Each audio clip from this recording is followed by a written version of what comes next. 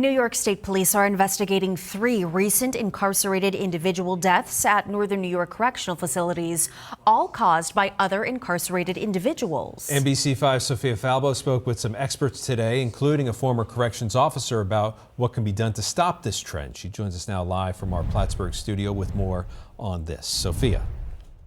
The people I spoke with today say these deaths could have been prevented, and a lot of the fights that break out between incarcerated individuals are because they're sharing cells, something that's called double bunking.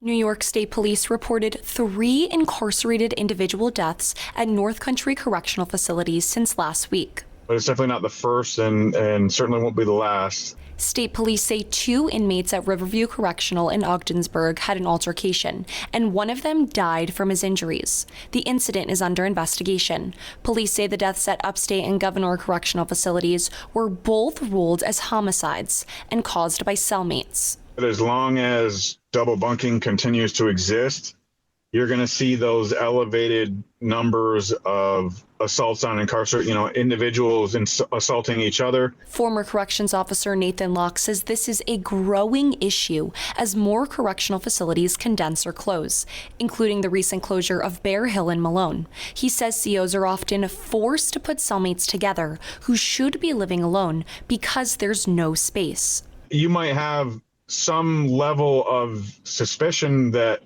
their living situation isn't going to go well, but unless a bed frees up, you don't have the ability to do anything about it. But a vice president with the union representing COs says officers shouldn't have to intervene in these violent cases. We shouldn't have to respond to an inmate with a shoelace around their neck dead from another inmate in the cell. Obviously, no one wants to have to respond to that. And if those inmates were in a single cell, it wouldn't happen. And that fights are bound to happen when inmates are forced to live in shared cells. You have violent offenders now in these prisons, and then you mix that with the drug problem in the facilities, and it becomes a cesspool of powder keg of violence. The founder of Prisoner Rescue, an inmate advocacy group, says the state needs to do more to protect incarcerated individuals from each other. We have an obligation to treat people humanely and safely. And part of that should start in the day one of reception. Better tutorials of what the prison world is about.